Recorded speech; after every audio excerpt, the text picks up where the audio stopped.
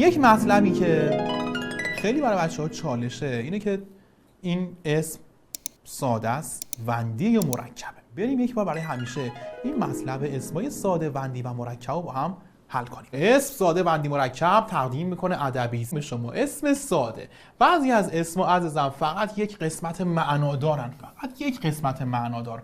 مثلا سیب، گل، ماه، آرزو. این اسمای سادن، به قسمت‌های کوچکتری تقسیم نمیشن که ما بگیم که این اسم اجزای دیگری هم دارد. اما اسمای وندی اسمایی هستن که با قسمت‌های معناساز، یعنی اسم معنادار به علاوه معناساز. مثلا بیکار ترکیب بی به علاوه کاره، کار معنی داره، بی معنی نداره. دسته، دست معنی داره، ه معنی نداره، اما دسته یه واژه متفاوت از دسته. یا مثلا آرزومند، واژه آرزو معنی داره، مند نداره، اما واژه آرزومند با آرزو فرق داره. نارنجی یه رنگیه که با میوه نارنج فرق داره، یعنی این نارنج معنی داره، این معنی نداره. خیلی جالبن، اینو با هم ترکیب میشن و اسمای جدید میسازن عزیزم. خیلی خیلی بامزه است. اسمای وندی با وندا ساخته میشن. وند بخشی است که به تنهایی معنی نداره اما معنی سازی میکنه. اسم مرکب، اسمای مرکب از ترکیب چند اسم ساده ساخته میشن. سیب معنی داره، فروش معنی داره، گل معنی داره، خانه معنی داره، ماهرخ. بله، اینا چی هن؟ اینا اسمایی هستن که با ترکیب چند اسم معنادار، دیگه بحث وند نیست، اسمای معناداره، هم سیب هم فروش، هم گل هم خانه، هم ماه هم رخ. نکته یک، اسمای وندی و اسمای مرکب از دسته اسمای غیر سادن. ما به اینا میگیم غیر ساده. غیر ساده، بله، ساده نیست دیگه. اسمای ساده به قسمت‌های کوچکتر مربوط تجزیه نمیشن. ببین، قسمت کوچکتر مربوط یعنی چی؟ مثلا نمیتوان از اسم خیار اسم یار رو خارج کنیم، بگیم تو خیار ما هم خیر داریم هم یار داریم. عزیزم خیر که وند نیست. میدونی؟ حرف اینه که بعضیا اشتباه میکنن، میگن خیار مثلا خیر به علاوه یار پس واژه وندیه. نه، این خیر که وند نیستش که.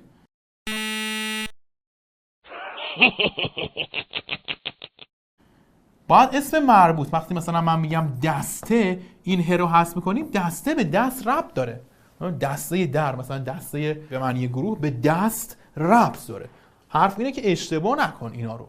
بریم قسمت بعدی. از هر اسم وندی میتونیم حداقل یک اسم ساده مربوط به همون اسم در بیاریم. ببین، نارنجی توش یه نارنجه، آرزومند توش یه آرزوه، گیره یه گیر توش هست. خیلی جالبه. مربوط. پس خیار، خیال نکن که خیر رو حذف کنی یار به خیار. یار به خیار چه ربطی داره؟ آرزومند به آرزو ربط داره، نارنجی به نارنج ربط داره، خیار چه ربطی به یار داره؟ از هر اسم مرکب حداقل 2 تا اسم ساده: کتاب، خانه، جو، کار. نکته 5، بنهای ماضی مضارع. واو، این چقدر باحاله. بنهای ماضی مضارع اسم معنادارن، وند نیستن. یعنی واژه پیامبر مرکبه، پیام معنی داره، برم از بن مضارع بردنه، پس مرکبه. چقدر جالب. پس بنهای ماضی مضارع عزیز من اینا معنا دارند، وند خیلی کوچولو، مثل وند میمونن. کوشش ترکیب کوش بن مضارع به علاوه اشه، یه واژه وندی شده. میبینی؟ جالبه. کوش بن مضارع است، به کوش بنهای به میشه کوش، یه دونم اش گرفته شده وندی، میشه مثل ورزش، دانش.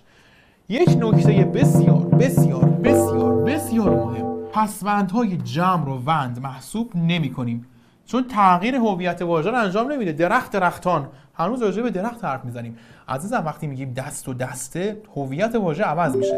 یا مثلا گیر با گیره، هویت واژه عوض میشه.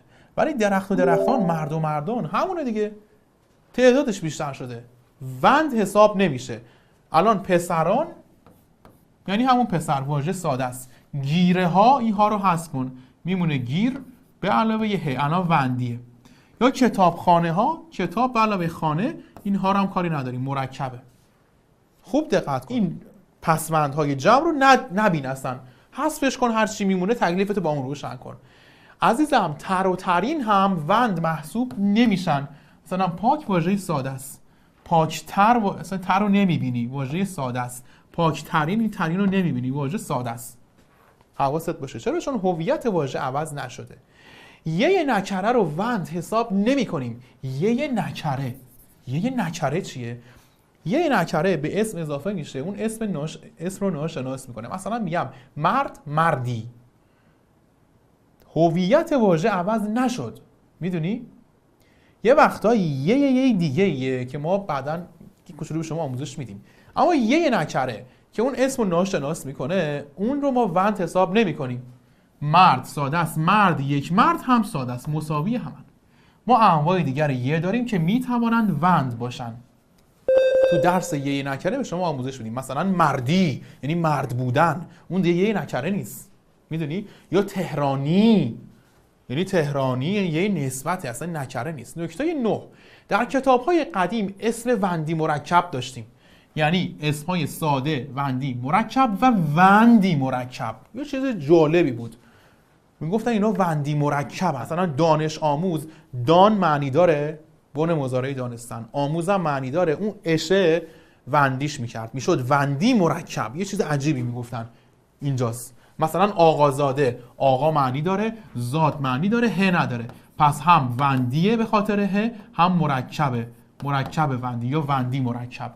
اما کلا الان این بحثو گذاشتن کنار، کلا میگن مرکب.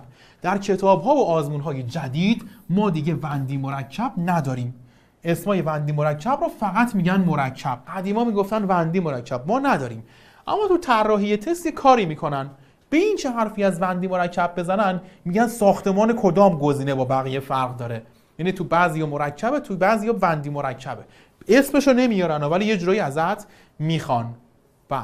تمرین میگه این واژه ها از نظر ساختمان معرفی بشن. زلال نیرومند، شتابان زلال ساده، این وندی، شتابان هم وندی، شتاب به علاوه آنه.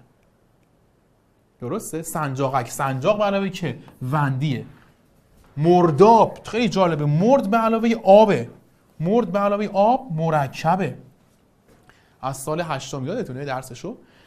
موزه ها و نمایشگاه ها، الان موزه ها رو کاری نداریم، موزه ساده است، اون ه اضافه نشده به موزه، هیچ ربطی نداره. نمایشگاه هاش که کاری نداریم، یه نما داره به علاوه اش، میشه وندی اش. نما اش گاه، هم نما هم اش هم گاه، همشون وندن، میشه وندی. زنگ نقاشی دلخواه و روان بود. الان دل به علاوه خواه میشه مرکب معنی داره، روان وندیه. چرا وندیه؟ رو به علاوه آنه. چقدر قشنگ، بن مضارع رو از رفتن میاد. دقت کن. تلاش من برای آموزش این، آموز به علاوه اش، این میشه وندی. جدیتر، تر رو که ما نمیبینیم، این میشه ساده. بردن 300 تومان پول. خب عزیزم 300 ترکیب چیه؟ ترکیب 30 به علاوه 100، پس این باید مرکب باشه. خطرناک، خطر به علاوه ناک معنی ساز هست، وندی میکنه این واژه ما رو.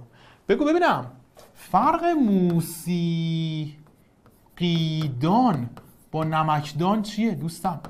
کی میتونه جواب بده؟ کدومش مرکبه کدومش وندیه؟ موسیقیدان ترکیب موسیقی به علاوه دانشه، میشه مرکب.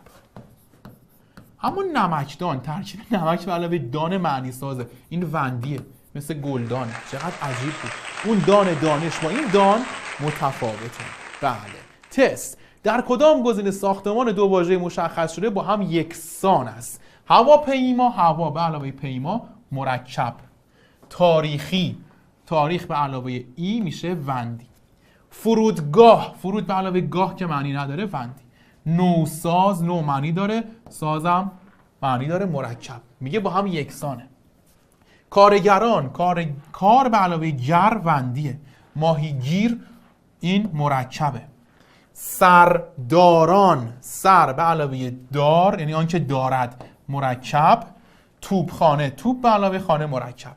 عزیزم سردار، کسی که سر دارد. بسیار خوب، سردار. پس 2 تا مرکب شد گزینه 4. بله.